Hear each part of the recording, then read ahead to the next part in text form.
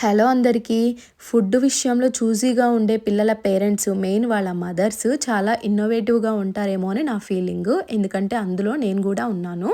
మా బాబు ఏమిచ్చినా గూడా అంత ఇంట్రెస్ట్‌గా తినడు. లైక్ నట్స్, సీడ్స్ అయితే అస్సలు తినడు. సో, అందుకని చెప్పేసి తను తినేలాగా చేయడానికి డిఫరెంట్ ఇట్లాగా పద్ధతులైతే కనిపెడుతూ ఉంటాను. సో, అందులో భాగంగానే ఈ కారప్పొడి అయితే చేశాను. మీకు యూజ్ అవుతుందేమో ఒకసారి వీడియో మొత్తం ఫుల్‌గా చూసేయండి. సో, అన్నీ గూడా నేనైతే ముందుగా మీకు మెజరింగ్ కప్ చూయించాను కదా, ఆ గ్లాస్‌తో అయితే తీసుకున్నాను.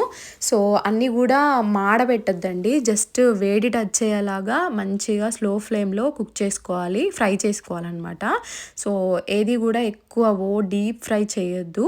సో, అన్నీ గూడా ఇట్లాగా వన్ బై వన్ మంచిగా ముందు చెక్ చేసేసుకోండి. అందులో కొన్నిసార్లు స్టోన్స్ ఉంటాయి కదా, ఒకసారి చెక్ చేసేసుకొని అయితే ఫ్రై చేసేసుకోండి. సో, అన్నీ గూడా మనకి కారప్పొడి చేసే ఐడియా ఉంటే మనం అలా యాడ్ చేసేసుకోవచ్చు. సో, ఇందులో నేనేంటంటే మీకు అర్థమవుతుంది కదా, సీడ్స్ అన్నీ గూడా అవన్నీ గూడా యాడ్ చేశాను. సో, అన్నీ గూడా ఎక్కువ డీప్ ఫ్రై అయితే చేయొద్దు. తను కొబ్బరి తినడు, అందుకని నేను దీంట్లో కొబ్బరి కూడా యాడ్ చేశాను. సో, తను ఏమైతే తినడో అవన్నీ కూడా ఇట్లాగా యాడ్ చేసేసుకున్నాను. తర్వాత పల్లీలు మాత్రం కొంచెం డబల్ అమౌంట్ యాడ్ చేశాను. మనకి ఏదైతే టేస్ట్ ఎక్కువ ఎన్హాన్స్ అవుతుందో అవి కొంచెం ఎక్కువ యాడ్ చేసుకోవడము, కొంచెం టేస్ట్ అటు ఇటుగా ఉన్నవి కొంచెం తక్కువ యాడ్ చేసుకుంటే సరిపోతుంది. ఇంకా అంతే, దీంట్లో ఇంకేం లేదు. సో, అన్నీ కూడా ఈక్వల్గా తీసుకోవాలని కూడా లేదు, మీకు అవైలబుల్గా ఉన్నవి తీసుకోండి.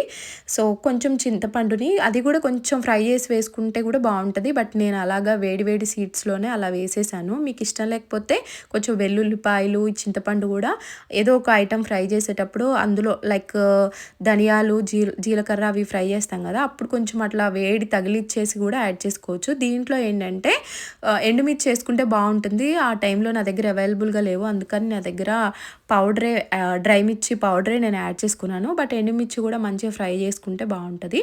మిగతాదంతా నార్మల్ ప్రాసెస్. ఇలా స్టోర్ చేసేసుకుంటే చాలా ఇష్టంగా తింటారు.